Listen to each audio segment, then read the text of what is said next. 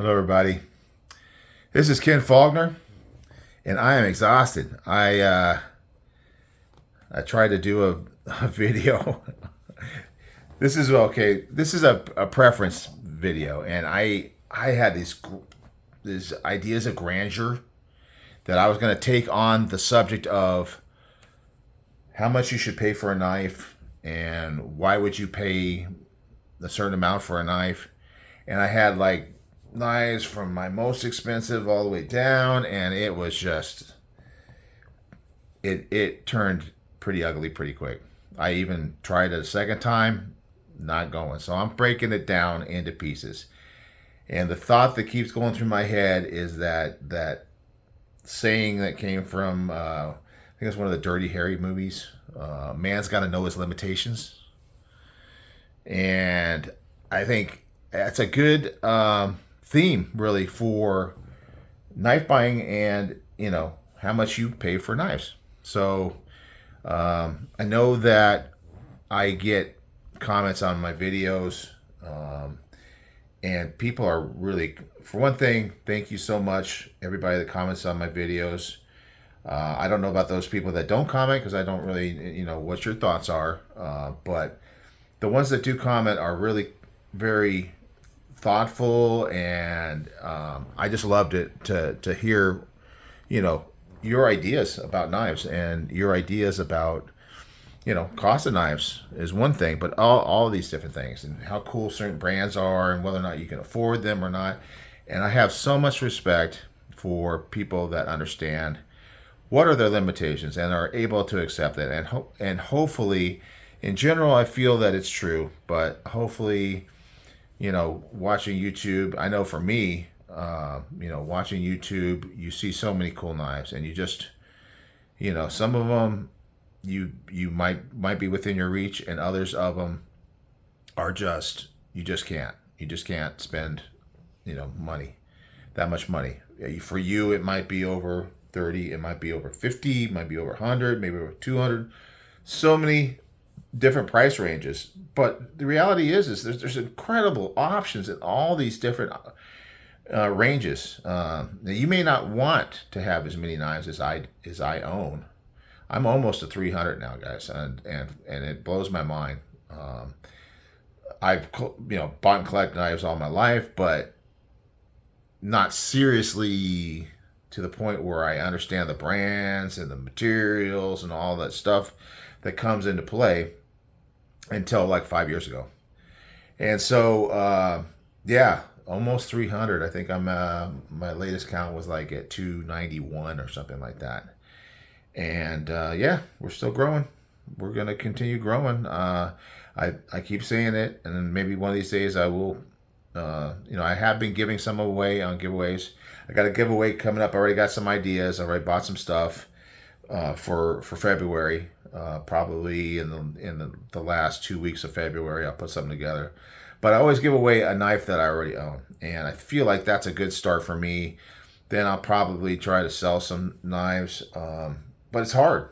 I mean, I love all these knives, and these are the lower budget. So I decided to break it down into three different levels, like a low, mid, and high. And I have to decide where it is. So these are actually under $100, because my range of knives, obviously, as they get higher in price, there's less of them. But I think my average price out of that 300 knives is still in like about 150 ish, something along those lines. So, anyways, these are all under 100, and some of these I'm really surprised are under 100. In fact, I was. Let's get into it. I'm gonna do all the different levels eventually, but I broke this down into different subjects. There's you know obviously I was breaking it down into different ranges, but there is such a thing in the knife buying world as certain aspects, be it brand, be it country of origin, be it type of knife, um, be it whatever, that are going to change the price range. definitely. I don't have any OTFs out here because OTFs tend to be more expensive. I might actually have an OTF that's in this range, but I didn't think about it. And OTFs I don't have a lot because California, they got some crazy laws. But you know that there's certain types of knives like OTFs and butterfly knives that you can get cheap ones, but you know the better quality ones tend to be more expensive. There's slip joints, and really you can get into a lot of slip joints.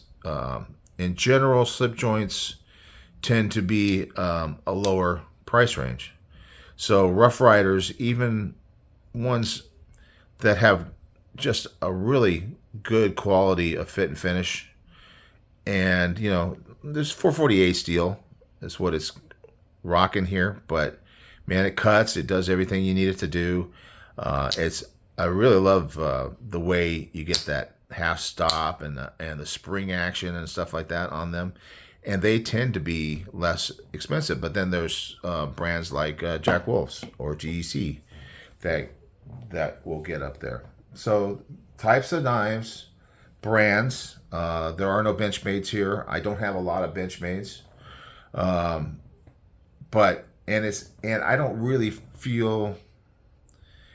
I kind of feel, and I don't want to get too deep into it because I have a lot of respect for some people that I've talked to in chats and in comments about Benchmade knives, and they are all USA made knives. Quality, the what do you call it? The service, customer service, which I think adds huge value to a knife. All those things I respect, but I just, for me, it doesn't equate into me buying a lot of them. A lot of times that's just what it is. I can understand an argument for spending a certain amount of money for things, but for me, it doesn't equate. Just like with OTFs, I can't carry them, so therefore I don't buy as many of them. So there's all kinds of factors when it comes into buying knives. There's companies out there which I kind of appreciate that either sell lower price knives all the way up to more expensive ones, or they have multiple brands like the Sincuts. Sincut is in the same family as Civivi, but the Sincuts tend to be the least expensive of their knives, and also they have different materials like the 9CRs in this, whereas you'll get a little bit higher end for some of the other ones. I think this one's D2 steel. It's probably on here somewhere. Elementum. I was a real big surprise when I was doing I thought, and it's another funny thing, and I don't. A lot of times I'll block out the cost of knives in my head, or I'll have like an expectation for it. But the Elementum is really only $63, and for some reason I thought it was over $100. But it's such a good quality knife, and this has got the cabochon wood and all that cool stuff. I love a wood handled knife, and it's good quality. One of the downsides is just the back flipper. And I am kind of in that camp where I like to have a lot of different options for opening. But, so there's brands, there's types of knives, there's materials is huge, country of origin, all these things kind of roll up into a value for a knife and what companies are going to price their knives at. And then you deciding, how much if I just love OTFs, I'm going to maybe have to spend a little bit extra to get those OTFs. If I love, Magna Cut steel, then I'm going to have to, spend more money for that.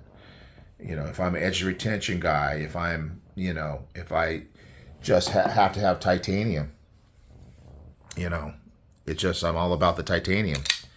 And actually under $100, this F and Grove 906 just Freaking huge knife. I won this one.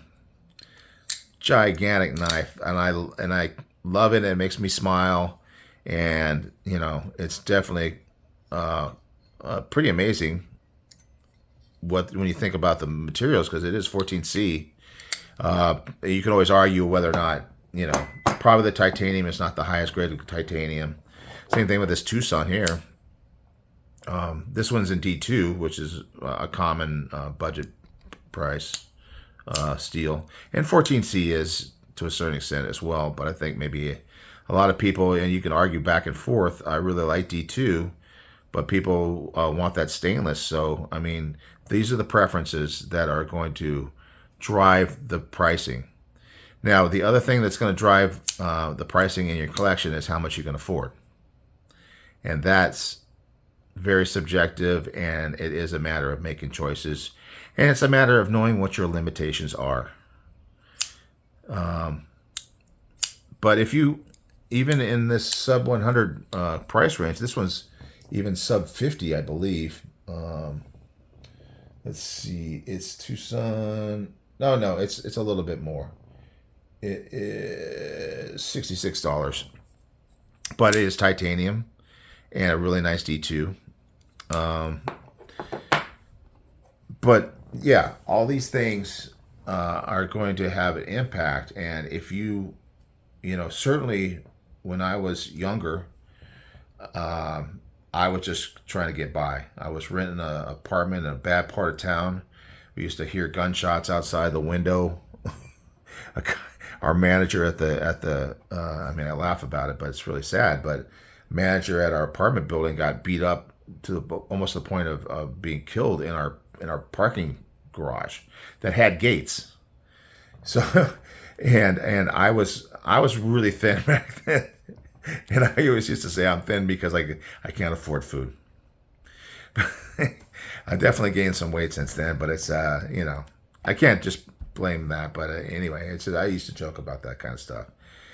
I remember going to my boss and saying I need more money, and he says, "Well, you're gonna have to cut your hair," because I was had long hair. I was rock and roller, and I didn't want to cut my hair, but I wanted more money, so I cut my hair. And hey, what do you know?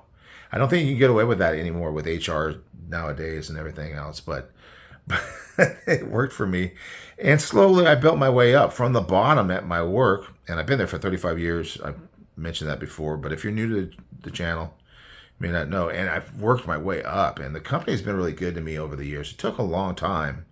It's not, we were, for the longest time, we're privately held, and, you really we're out to make profit, and you can't afford to, pay people exorbitant salaries and still stay in business sometimes. So, but over the years, I moved up into the management, so now I'm in charge just because I've been there so long, and I know stuff that happened way before any of these people were even hired. Some of them before they were even born. It's been that long. We got some of the 20-something kids there, and so anyway, I've kind of gone through that whole process. But really, like I say, I've only been really super collecting for the last 5 years, and my amount of available cash really hasn't changed as much as how much of that available cash I was willing to spend. So even if you can spend the money, does your brain just stop you from doing it? I've always been kind of a cheap bastard. I guess I got some Scottish blood, but a buddy of mine at work always talks about has got Scottish blood. It makes him, cheap. And I've always been kind of like that. And I kind of, knives have kind of made me turn a big corner on that, for better or for worse. But anyway, the reality is that even at this sub $100 knife level, the Serene is a really awesome knife. And even below $50, below $30, this Pyrite Light is an amazing knife. That's funny, it's because it's not really super lightweight, but definitely light as far as the price range is concerned, which is really good. And just the cool design, just nice. I mean, I really like this one. the Penguin is just legendary for being a great budget knife. So the question is, do you just like enjoy these knives and you're fine with, you know, staying within that price range, and you could just go on and on. I could have a 300 knife collection based on this price range if I wanted to. But then I watch YouTube and I start learning more and more about knives. And you get into stuff, you know, like this one here, the Solaris. I think this is such a great knife. I was talking about it in the last video that I just didn't put out because it went on and on. But I have a ton of value. This is one of my favorite knives, really, and it is under $100. Incredible price on this one. We're talking about, for the value in my mind, and again, it could be something that you can't afford to pay $85 for a knife. But man, it's a good, solid knife. It's got a button lock, really nice pop of color there. Great blade shape, feels really good in the hand. I mean, basically everything I could want from a knife. These Leon Ma, he did this Eutectic brand, and these are all sub $100 knives, and the action on them are really amazing. Steel on them. 14C. So I got like 3 of these because I just enjoy the value. And then you got the top flipper type thing, front flipper. Lots of options for deployment.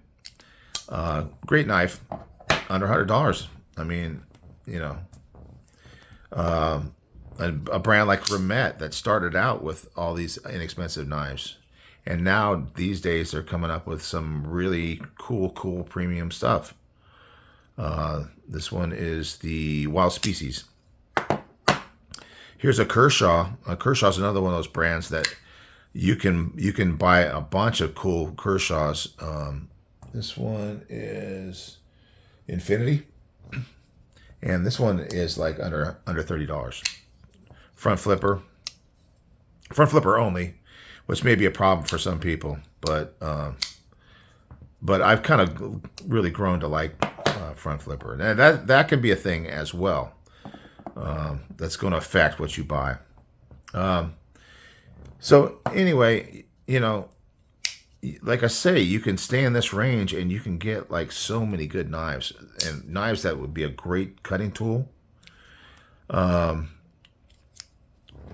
Gonzo, I mean, a lot of people have said that these are like, when you got people coming up in the chats and they're new and they're saying, you know, hey, what can I get that's a good knife for a smaller price? Gonzo is definitely an option. Where Ensign Cut, the Penguin, Pyrites, those are all the ones that come to mind for me. Now, there's not much here that's USA made. In fact, the only one here that's USA made is this Kershaw Leak.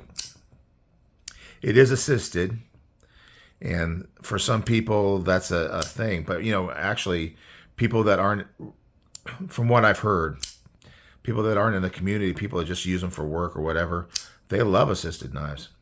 A lot of people really love them. I'm sure there's a lot of people in the community that do as well. But, yeah, this is a very cool Kin Onion design, USA-made knife, under $100. So, I mean, just starting out this kind of series, I think there's just so much opportunity in this price range. When you start looking for some of the premium steels and some of the premium locking mechanisms and things like that, that's when you start losing the ability to find things in this price range. But, you know, that's where we're going to go. Probably on the next preference video would be like a mid-range, and we'll start seeing a little bit more of that stuff coming out. And then you have to make those choices. You have to decide. You have to make financial choices and choices with how you're going to spend your money. Because if you spend it on this, you're not going to have it available to spend it on something else. Like maybe your retirement. My sister was so amazing at planning her retirement. She retired at 55. Sold her house in Simi Valley, California. Moved to Orlando, Florida. Bought a brand new house, beautiful, living the life, going on cruises. She made a choice. She made smart decisions. I don't know that I've necessarily done that as well. I know I haven't done it as well, but that's okay. You know, everybody has to make their decisions, and if you're going to spend a bunch of money on knives, you're taking away from other potential. So, I definitely. I mean, this one is fairly recent. I mean, you've seen the video on this if you watch my channel regularly. Wasn't that long ago that I got this one, and I was super excited to get this much value for the price. So I am still buying and carrying budget knives. A lot of these, Sativian is one. I don't really carry this one. I kind of forget that it's in the collection. Could go into a giveaway sometime for sure. It's kind of on the bubble there. Same thing with the Gonzo. I mean, it kind of gets to, I think, I saw a video recently of a knife that just came out, and I'm looking at it going, you know, it looks pretty basic. There's really not a lot to it. Even more basic than this one. Just plain, basic, and stuff like that. And I was thinking, you know, that would be a great one for me to buy, to give away, or to give to somebody who's not a knife person that might just enjoy the knife and appreciate it for what it is. But yeah, for me, I think I've kind of outgrown that to a certain extent. It has to be something like this that really is going to get me excited again about a budget knife. It's because it's got button lock, it's got you know, AR RPM 9 knife steel, things like that. or this one, which has a front flipper, you know, certain things, or this one that has titanium. You know, these are the kinds of things nowadays.